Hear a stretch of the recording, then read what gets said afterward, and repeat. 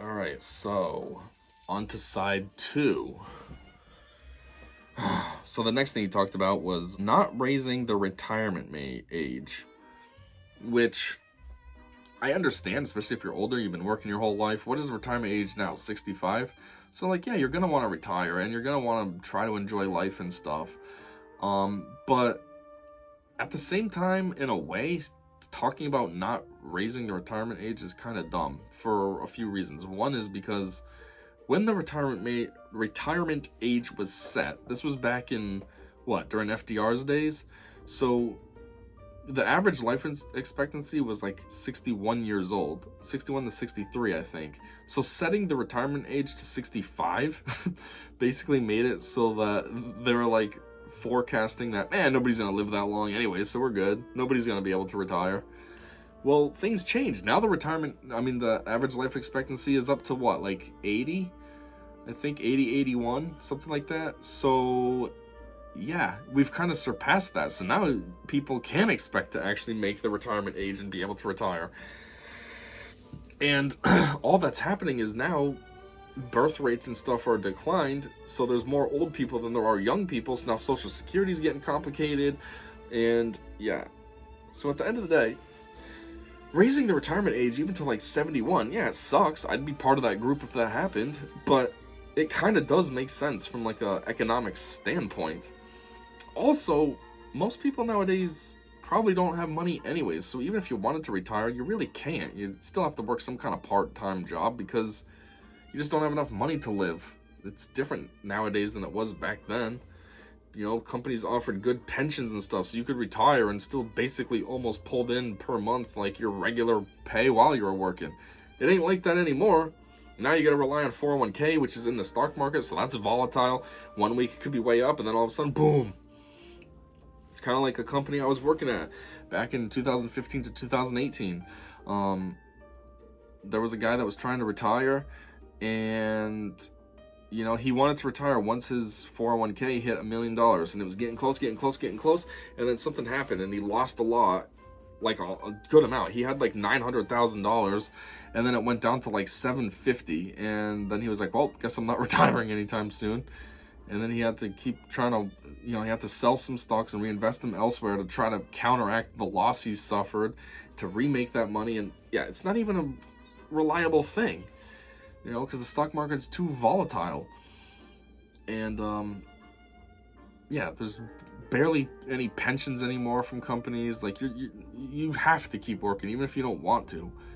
So even talking about the retirement age is dumb. It's just like a taunt at this point. Hey, you could retire. Yeah, but I can't. I don't have any money. I have $0 in my savings. So what am I going to retire on? I need to work. Oh, this was funny too. Then he brought up shrinkflation, which is, if you don't know, shrinkflation is when a company like, let's say Doritos, makes a snack-sized bag of chips. And say it used to be 4 ounces. I don't know if that's big or not. Let's just say 4 ounces is small for chips. And it was $1.50. Well, now maybe it's 3 ounces, but still $1.50. So anyways, Biden was trying to make fun of that. These companies doing shrinkflation thinking that you won't notice. Well, I'm going to put an end to that. And then, of course, all these idiots cheered. Oh, yeah. But it's like, do you not realize what the shrinkflation's for? Shrinkflation is a result of inflation. Since prices are going up, these companies have one of two options. It's either they charge you more for the same thing, so that 4-ounce bag becomes $2 instead of $1.50, or they maintain the $1.50 price, but you get a little bit less. Does it suck? Yeah, it does suck. Like, one thing I've noticed that I used to kind of have a lot is Gatorades. The bottles were 32 ounce, now they're 28. But the price ain't even the same either. They used to be $1 now. I don't know what they are anymore. I don't think they're $1. But at the time, they were still $1. And it's like, well, you know what? If it yields me the same price, but it's a little bit less, and it's only 4 ounces, not that big a deal, then I'll take it. So sometimes shrinkflation is just better because it's, I don't know, almost psychological. You go to the store, it's still $1.50. Okay, it's a little less, but it's still $1.50. It's like the difference between getting an 89 and a 90 on a test. Basically, it's the same exact grade, But you see that 90 and you think, yes, I got an A. You see that 89 and you're like, oh, I got a B. So close to an A. That's like this. You see the 150 is still 150 and you feel good about it. You don't want to go to the store and see it says $2. So, and anyways, shrinkflation also, you know, he's over here talking crap about it, but it's a result of his terrible policies. If we didn't have violent, ridiculous, out of control inflation, then shrinkflation wouldn't have ever happened. Stupid. He's over here talking about it like it's the company's problems. No, moron, it's your problem. Then he went on to another thing. I don't know, maybe his energy concoction was wearing off at this point or something, because he started to talk about junk fees. And he was talking about how, oh, these companies want to charge you junk fees, and I'm putting an end to that. And, like, I have no idea what he's talking about, junk fees. What is this junk fee supposed to be? Like, the way he was describing it was, oh, you go to do something, and it's listed as, let's say, $10, but then you get to the register and it's $20, and then because of all the junk fees that get on afterwards. And it was like, what the F are you talking about? That never happens. Like, typically everything's laid out right there. It's in the contract, or it's like a la carte and you can see on your drop-down menus or whatever. Like, what the F are you talking about junk fees? The only thing I could think of is like with cable companies and stuff. They add on all kinds of stupid stuff, maintenance fees, this, that, and it's just a bunch of stupid nonsense. Like, for example, my electric bill. I always study this because the amount of electricity I actually use is like $5. But my bill every month is $50 because all this dumb nonsense they add on after the fact. Oh, we got maintenance fees, we got the fees to get it to you, we got this and that. So I don't know if that's a junk fee, which, yeah, if you can get rid of some of those, I guess that's cool, because I'm sick and tired of paying all kinds of extra money for dumb nonsense just because you think you can rip me off, just because, I guess. And then they have the gall to ask for, oh, consider donating $1 for our fuel costs. No, you already charged me $45 more than I needed to pay for my electricity. You want another $1? So I don't know if that's what junk fees are supposed to be. He also, I think, was relating junk fees to something with airlines, talking about like your overhead storage and stuff, which I thought that was included. They charge you separately for overhead storage. I've never been on a plane, so I don't know anything about plane etiquette and stuff. But yeah, so I don't know. He went on this weird little bit about junk fees, though, and I was confused. And I'm sure a lot of people tuning in would be confused, like, what? What's a junk fee? What are you talking about? Like, when I go to a restaurant and they suggest a tip?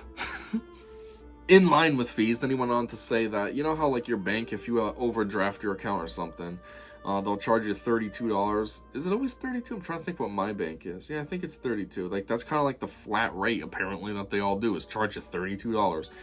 And I do think that's nonsense. I think that banks should have a little bit more leeway in things, a little bit more understanding. Like, there's times where an ACH will try to come out, like, from an auto pay bill, and I didn't have enough funds in there on, like, a Thursday, because I'm paid on Fridays.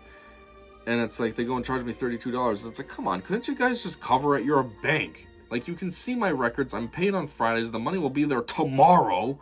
You're going to charge me $32 because today I didn't have the money?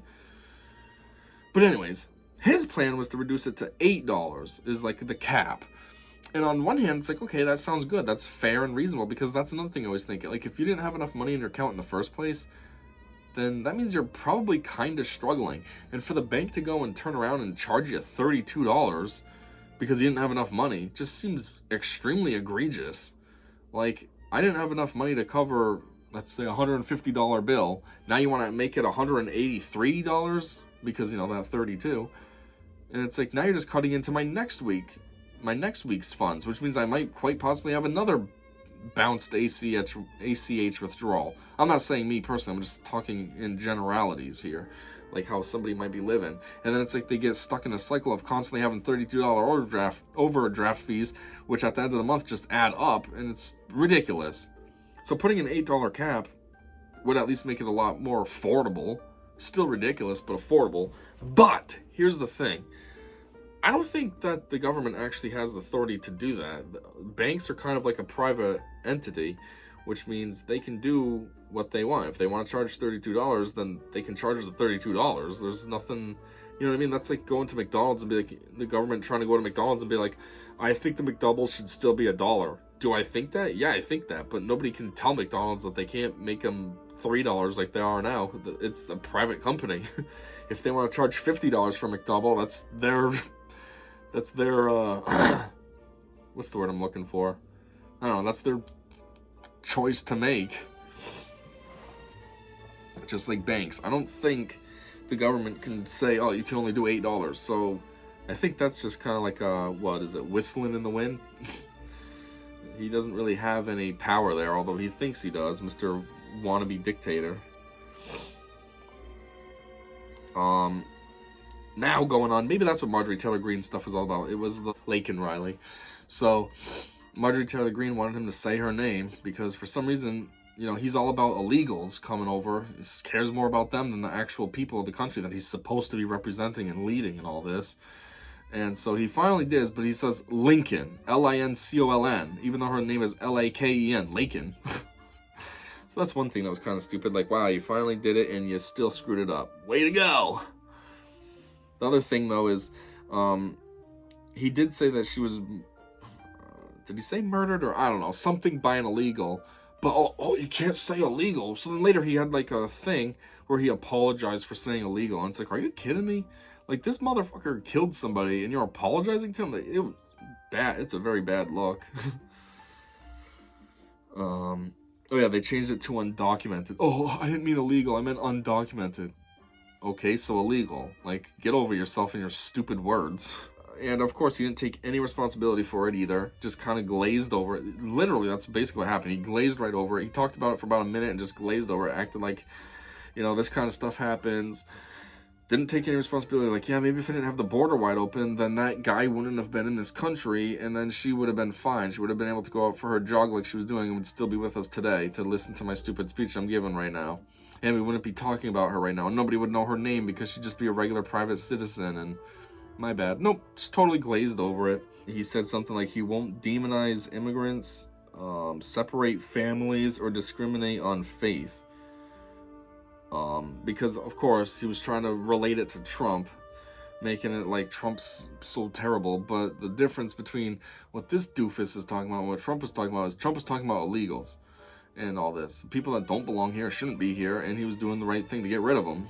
If you end up getting separated from your family, that's your problem. You shouldn't have been here in the first place. If you stayed where you came from, you'd be fine. Or if you tried to enter the country the right way, you'd be fine. And that's why they also get demonized, because most likely if you're not going to try to enter the country the legal way, then that means you're a criminal, because you're doing things illegally. So he talked about a bill for the border and was, of course, trying to demonize Republicans. Oh, Republicans, you guys just need to work with me on this and sign it off so then we can get some border security. Yeah. And it's like, dickhead. First off, we had border security started in place, you know, with Trump building the wall. But of course, when you came in, you stopped it. And then over time, you just let the border be wide open and you never go down there to check out the border crisis, ever.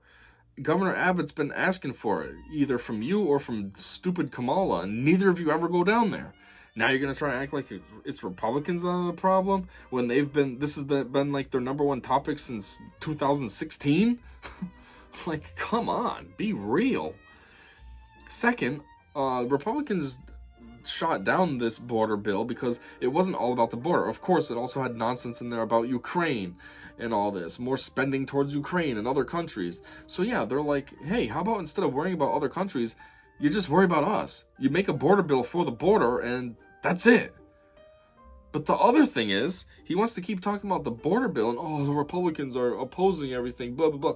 You don't even need a bill. Just do it. That's all that needs to happen. Just do it. As the president, you have that authority to just do it. You just say, yep, border's closed. We're going to give ICE full power to do whatever they need to do to keep the border secure. We're going to detain illegals, deport them, this, that, the other thing. That's all you got to do.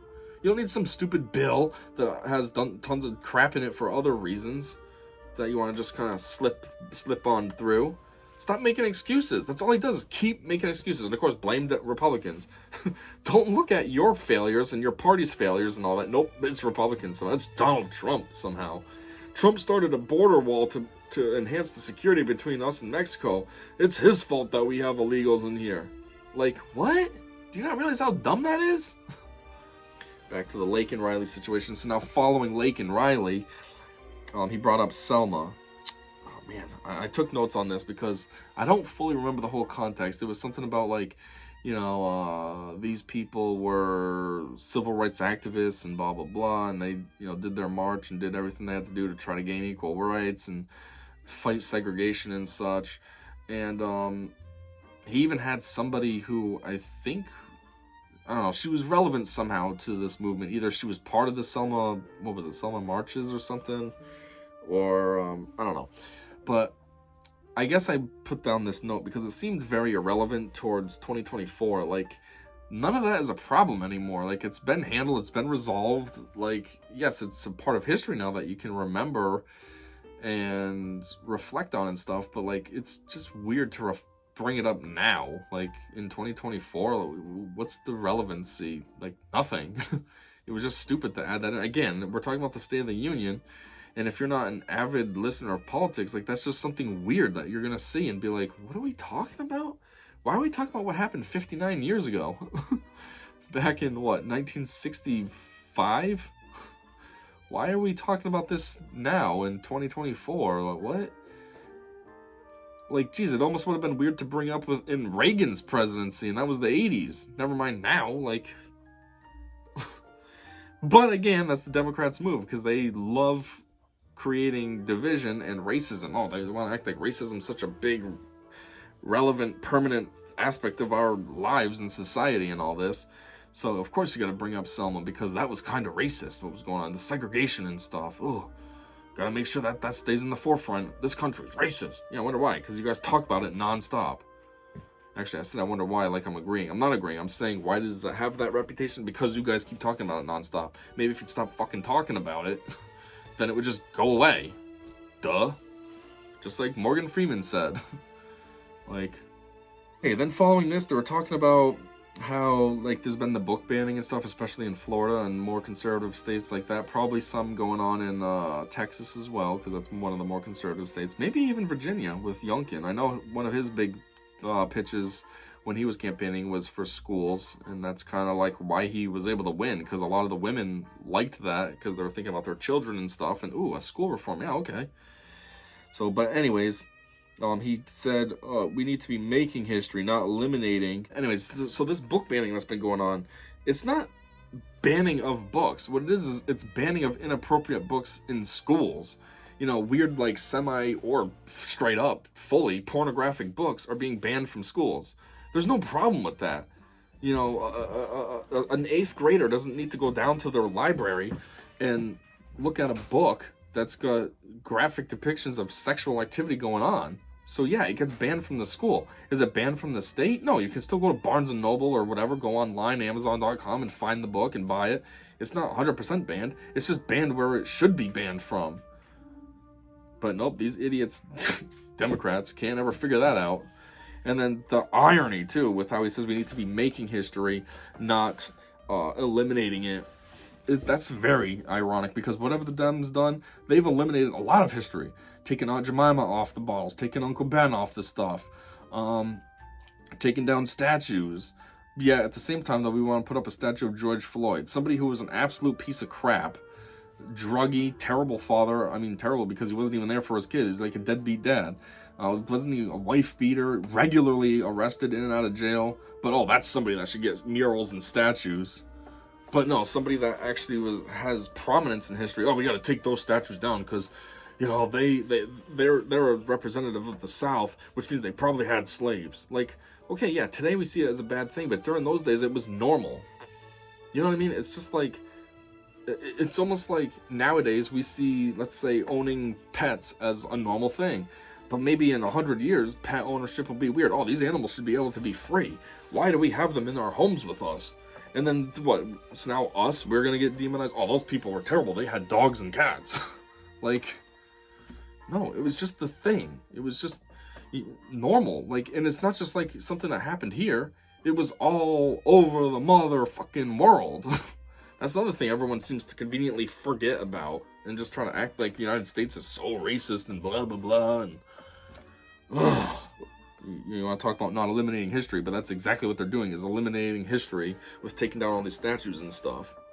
But oh, because we don't want to have pornographic books in schools, somehow that's a problem. Okay. Anyways, then he went on to say to trans people, I have your back. And it's just like, bro, you're an idiot. You know what really needs to happen? Trans people need to stop being so, like, widely, openly, obnoxiously accepted nowadays. Being trans is not a normal thing.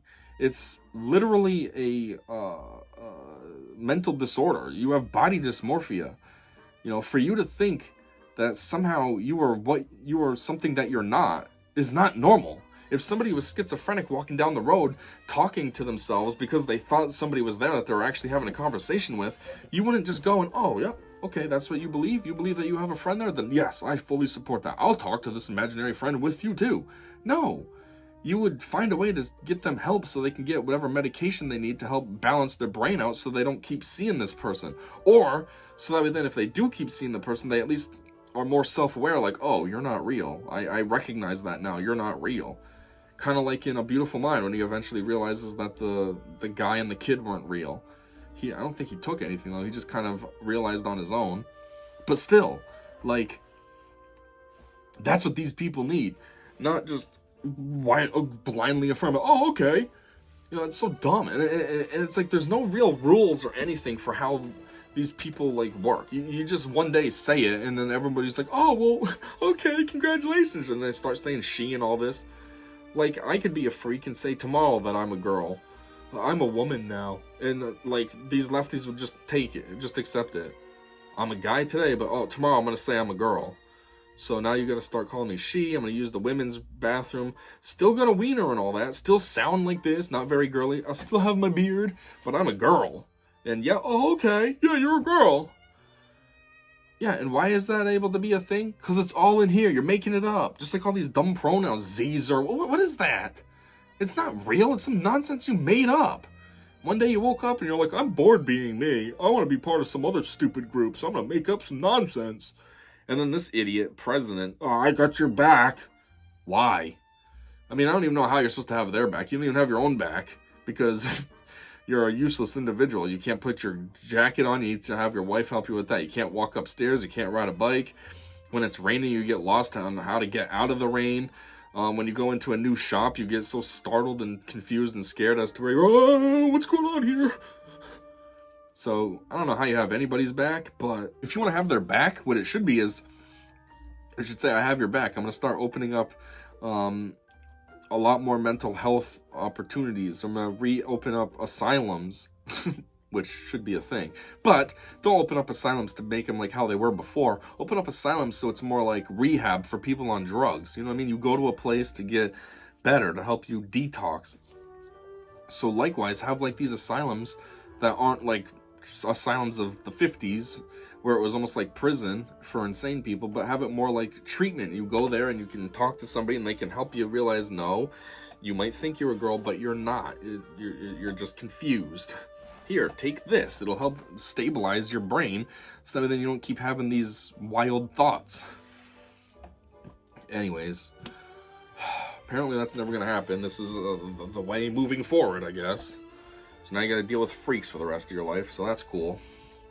Moving on, he mentioned he's going to increase the federal minimum wage, which, if I'm not mistaken, the federal minimum wage is actually ridiculously low. I think it's only like $7.25 or something stupid like that.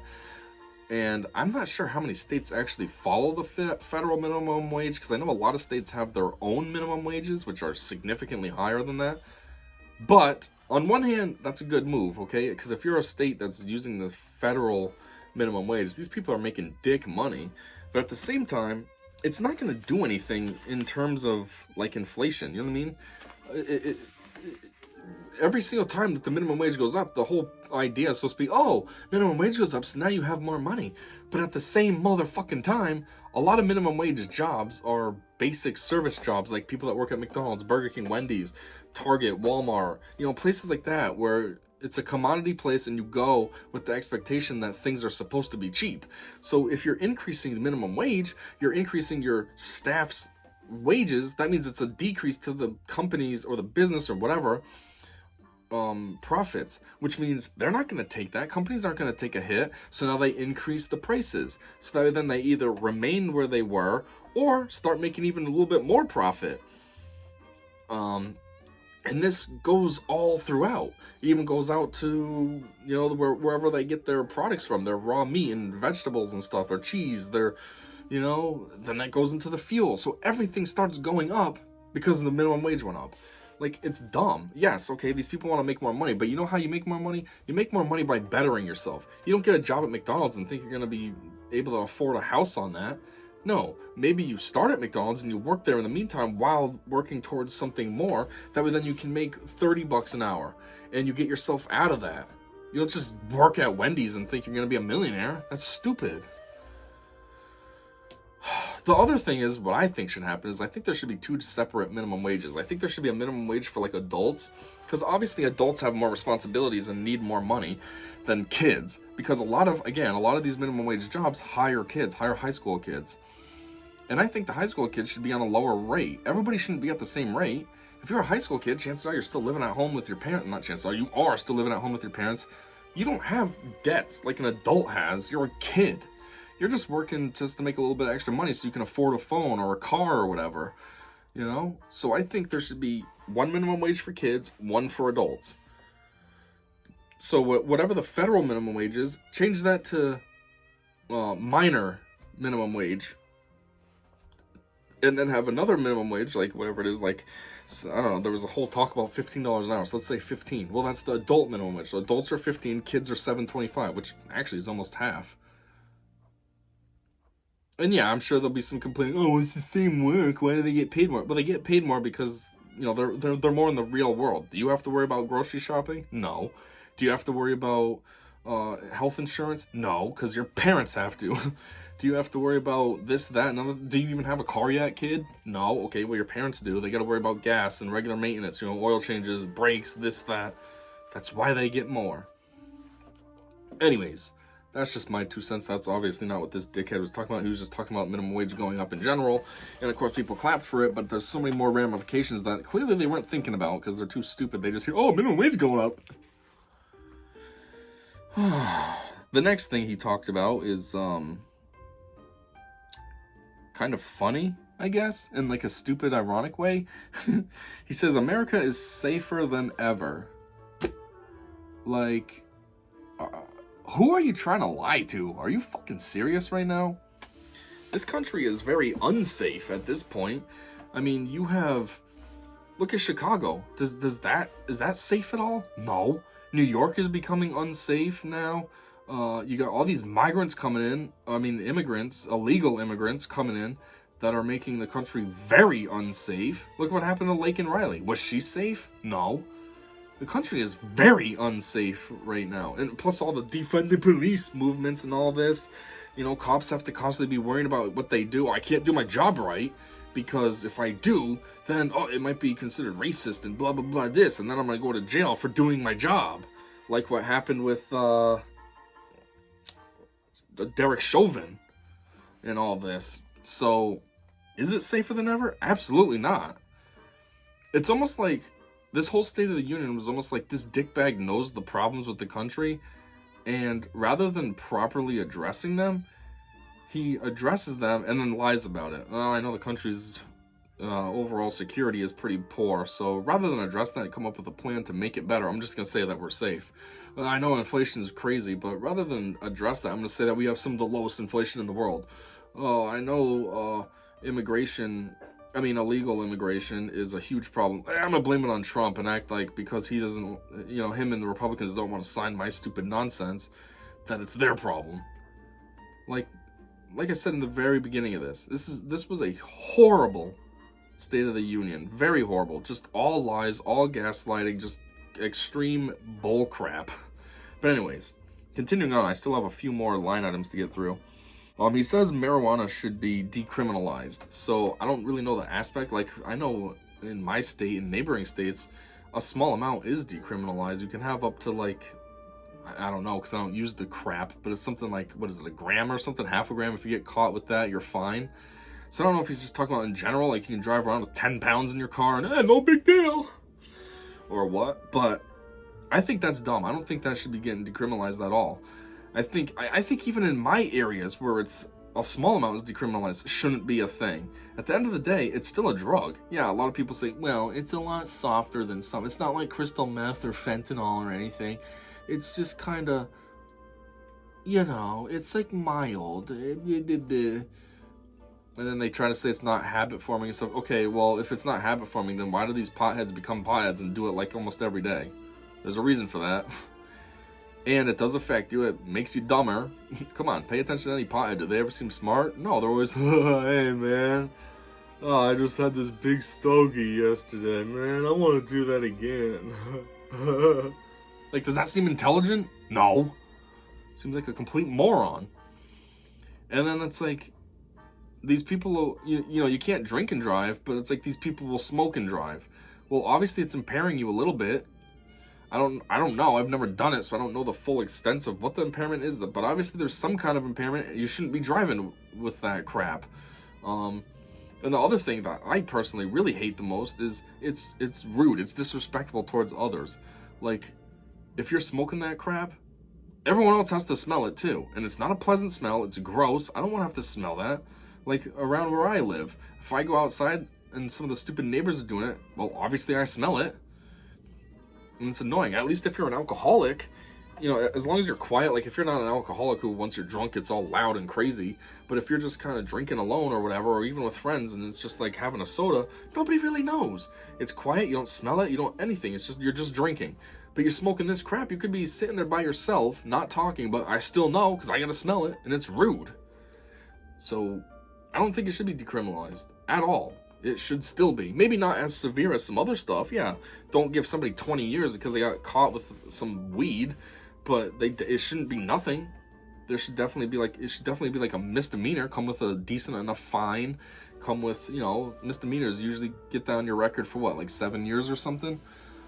So have the misdemeanor, get the decent fine, like I don't know, $2,000 or something. I'm just trying to think like an amount that would be like a lot to an average person. Like I know that would be a big fine to me. I'd be like, oh my god, where am I gonna get $2,000 from? So like not just straight decriminalize it. It's still a problem. It still is a drug. Like the next line item I have here is how he transitioned from that to talking about Israel and Hamas. And he almost vilified Israel by saying they want to protect they need to protect innocent lives, etc. So, again, if you don't really follow politics and you're checking into the State of the Union to hear about what's going on in your own country, and then the president starts talking about Israel and Hamas, it's going to be weird and confusing and from out of left field seeming. You're going to be like, what are we talking about another country for? We started off talking with Ukraine, then we started talking about the 60s in America. Now we're talking about Israel and Hamas? And you probably don't even know what Hamas is, so you'd be like, what the fuck is Hamas? What are we talking about? So again, pretty stupid to be talking about that at the State of the Union of the United States, but sure. But then to go on trying to vilify Israel is dumb. Israel's always been an ally of the United States, and there's a reason for that. We're basically like almost, I don't want to say the same country, but relatively speaking.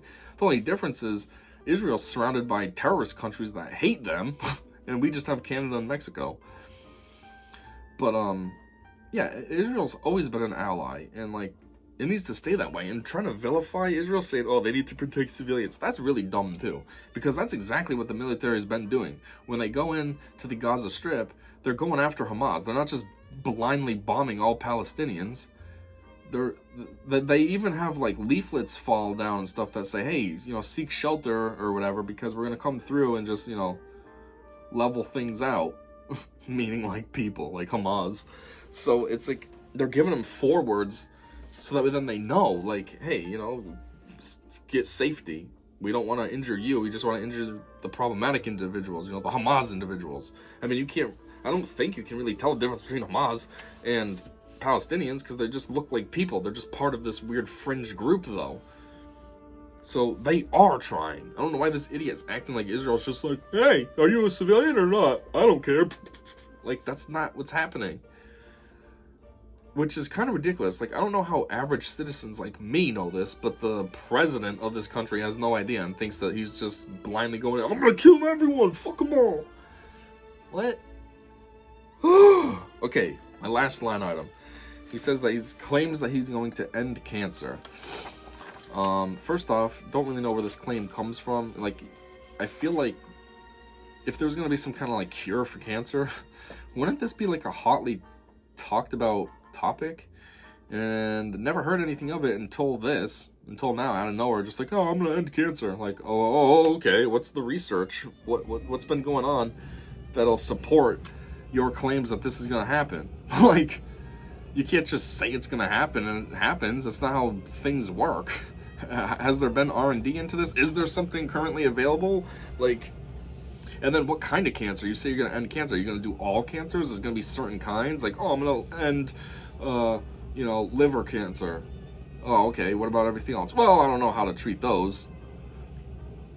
I mean, what's the game plan here? And then if you're gonna just end cancer, has this been something that's existed all along? Which, obviously, the answer is yes, because these pharmaceutical companies just want to make money. That's why it's not widely distributed. But I'm just saying, like, is it something that exists, or is it something that you need to develop? Because what's the plan there? I mean, if you start developing it, what's this going to be? Like the COVID vaccine, where it doesn't actually work? Hey, I got a cure for cancer, but it doesn't work because we rushed through it. So yeah, but the other thing is, I don't even think your plan would work, unfortunately, because again, the pharmaceutical companies, they could have a cure for everything, but they don't have a cure, because a cure means one and done. Where if you need treatments, ooh, yeah, more money, ooh, yeah, come back for another treatment, yeah, it's another $30,000. Where a cure means, okay, yeah, that's it, we're not going to see you ever again because you're better now. And that's not what they want. A, it's money, and B, it's almost like semi-population control. Oh, people are sick, then they die off. Yeah, which is kind of weird, actually. So, yeah, I don't even know if your plan could work, because you'd have to get through those lobbyists for the pharmaceutical companies, and then you know what ends up happening there. Then people suspiciously and mysteriously go missing. And when some people don't get their way, i.e. pharmaceutical companies in this case. That was basically the gist of his whole entire State of the Union. I mean, that literally is it. I listened to the whole thing and took notes as he was talking. Those were the main points I wanted to talk about. And yeah, it was just a very, very bad State of the Union. Very terrible, full of lies. It was a waste of time. What was the point of having a State of the Union when the person that's supposed to be telling you about the Union goes up there and just lies the whole entire time? Like, that's like if your kid breaks something and you only have one kid, so you know that that's the one that did it, and you let them explain themselves and they just lie to you the whole time. It's like, what's the point? I didn't do it. It wasn't me. See, this is what happened. I came home from school, blah, blah, blah, and then I heard a noise, and I went to look, and I saw that was broken. Okay, that's not how anything works, kid. Well, that's basically what the State of the Union was. Just some old guy up there on drugs who started out all amped up and then slowly got more tired as the night went on, and just lied the whole entire time, and also took no responsibility for any of his downfalls, and blamed everything on Republicans, and tried to vilify MAGA Republicans, which is actually very ironic, because MAGA means Make America Great Again, which is actually a very good thing and very patriotic. So it's kind of weird to try to vilify something that's good. But sure, that's what he's all about. Because he's not good. I mean, look at his track record. Plagiarizing when he was in school. All his racist comments and everything. So, But anyways, he did give a pretty long outro as well. One of his lines he said was, he closed with, talking about decency, embracing democracy, honesty, respect everyone, give hate no safe harbor, and... what does that say? Resentment, remorse, and retribution are not me, which would mean him. Which I wrote that down because I just thought how ridiculous it is. Basically, everything he was talking about that's bad, he does. He says that we shouldn't be talking. First off, he says he was talking about decency for the country or whatever. Well, he's not decent at all. I mean, look at Ashley Biden's biography, just right there alone. Then he talks about embracing democracy, which I'm sick and tired of hearing that. First off, this country's not even a democracy. It's a constitutional republic. Like, get it right. You're supposed to be the leader and you don't even know what kind of country you're leading? Come on, idiot. And then honesty. That's a big joke right there. Like I said, this whole entire State of the Union was all about lying, and now you're gonna talk about embrace honesty? What? And then respect everyone. Again, what? You don't respect any Republicans, and you definitely don't respect MAGA Republicans, and you don't respect Trump at all. How are you supposed to respect everyone when you have no respect for half the country? I mean, geez, all of your speeches are always hating on MAGA Republicans, which is, Trump got, what, 76 million votes last election cycle? So you could say that there's 76 million MAGA Republicans, but respect everyone, right? Or how about Nancy Pelosi, when she ripped up Trump's speech? Was that respecting him? But okay, respect everyone. Yeah, you should really be talking on that, right, Biden? And then he says, give hate no safe harbor. Well, when they talk about hate, it's very ironic because they're talking about leftist hate, hating on trans people, hating on black people, hating on this, hating on that. But it's like the lefties, they're all about that. They're the first ones to have the love thing with all the gay symbols, literally rainbow colored, and then the heart for the O and all that. You see them on like bumper stickers and stuff. Coexist, those type of things. But yeah, as soon as somebody doesn't agree with their nonsense and their ideology, then they're flipping out. You're a bigot, you're an a-hole. Oh, okay, well, what happened with love everybody? I mean, what happened to not allowing hate to have a safe harbor? I mean, you're hating right now, but because you stand behind some alphabet letters, that all of a sudden makes it okay in your eyes. All right. And then he said, what is it? Resentment. Is that resentment? I think so. I don't know what the heck I wrote there. Resentment, remorse and retribution are not me. That doesn't make any sense. I don't remember what he was talking about there. But I'm sure I wrote it down because it was something stupid that was him, probably. Like, definitely retribution. I feel like, look at what he did when he came into office. He undid absolutely everything that Trump had going that was good for the country. So that almost seems like retribution. Like, oh, I don't like Trump, and I'm not going to let his policies persist, so I'm going to cancel them all on day one. It's kind of resentful, you little dick. I have a note that says he bragged about first woman up, not something to be proud of. I think what I meant was he was bragging about Kamala being the first woman vice president. Oh yeah, that's VP, not up. My bad.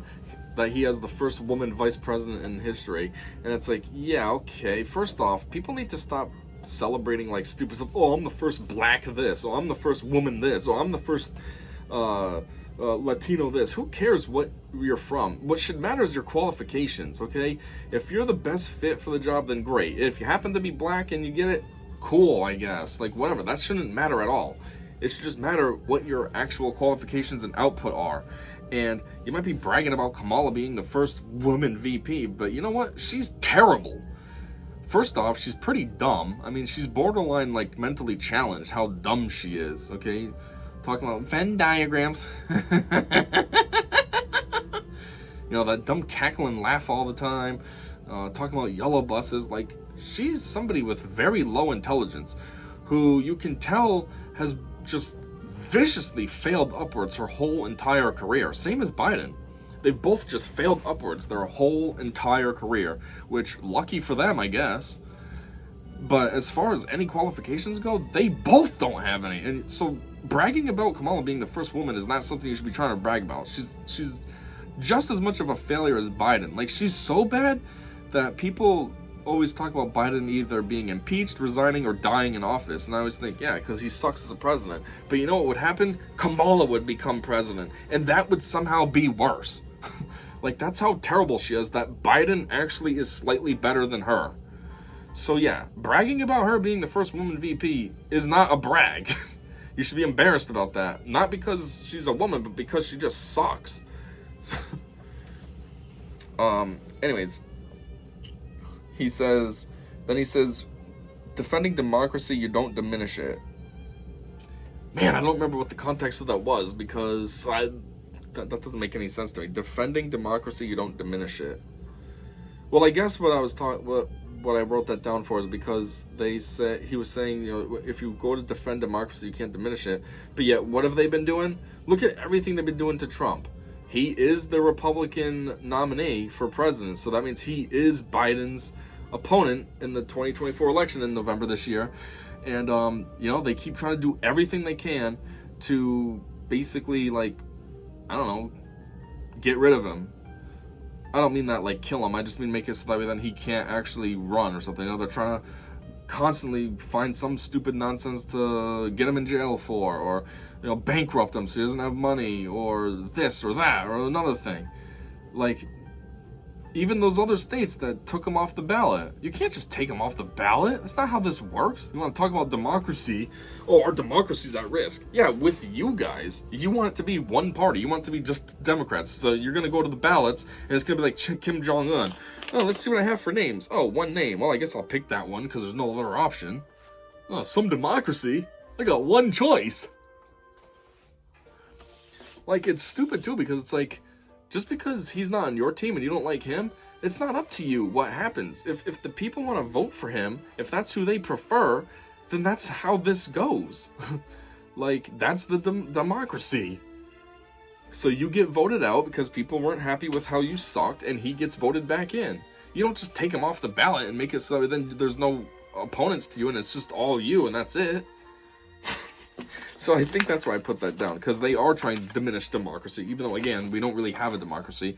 We have a constitutional republic, but still, these morons don't seem to understand anything about the government that they run, so... Anyways, and then the last thing that he said was he claims to be the president for all Americans. Which, again, you sure about that? As I've already gone over, you know, you constantly vilify half the population. The MAGA Republicans are so terrible and all this. That's not all Republicans if you're excluding half the population, idiot. And then also, you specifically call out, oh, trans people, I have your back. So what's that mean? Like, me, you wouldn't have my back? Because I'm just, first off, I'm a Republican. Second off, I'm just some guy. So you definitely wouldn't have my back. What if I was a trans Republican? Would you have my back then? Or would the Republican override that? Because your order of hate is first, anybody who's a Republican, you hate them first. So that would override my trans that you like. You're not a president for everybody. You're actually not even a president for Americans. You're a president for other countries. Jeez. You know, Mexicans are, I don't know if they're loving you, but criminal Mexicans are loving you because they're able to just come over here. Ukraine is loving you. Zelensky, he's loving you. Hey, my second president. You know, can't really say Israel's loving you, but possibly Hamas is. I don't know. I'm not too sure on the situation over there. I haven't really been following it. Not because I don't care. I feel like Israel will just handle themselves. And I don't think we're too involved. Not like we are with Ukraine. So it's not really something that I feel like really affects me too much. But, yeah. So you're not even a president for much Americans to begin with. It's just like, basically the extreme libs is all you're a president for. You cater heavily to them. Anybody who is moderate, no, here's you, way over here. And then anybody who's kind of more moderate to, you know, to center or right, you're not a president for. So just this small portion over here, you're a president for. You're not a president for all. Idiot. You're not even the president anyways. Who are you kidding? You know you get an earpiece in that you're always listening to and Obama or somebody is whispering what you're supposed to say? Like, you're just a figurehead. You're the Mandalorian from Iron Man 3. You know, Trevor. You're Trevor. You're not, what was his name? The other guy with the slick back. Anyways, yeah, I think that's all I got now. There's no more notes. I've covered every single note, and I just wanted to talk about this. This was a very, very terrible State of the Union, and hopefully next State of the Union will be with Trump, which means it'll actually be a good State of the Union. It'll be talking about actual issues, not other countries and stuff. It'll be talking about actual accomplishments, instead of lying and either taking credit for other people, or if there's failures, blaming other people. And yeah, it'll be much better, and hopefully it'll still be, actually it'll just be a red wave, and then instead of seeing a stupid VP, we'll have a good VP there, and you'll still have, what's his name, the Johnson guy sitting there, and, you know, all Republican, and the country will be able to turn around from the pitfall that it's violently falling into straight down. It's not even an angle, it's 89 degrees down, so then hopefully it'll be able to go 60 degrees up. Not a 45, because that's a slow increase. Make it 60. Get up there faster. So yeah, that's all I got. Thanks for checking this out. I know this thing ended up being super long. I figured it would be because I had tons of notes to get through. But yeah, that's all I got. So until next time, see ya. What must be what? What must be what? What must be what? What must be what? Go fuck yourself.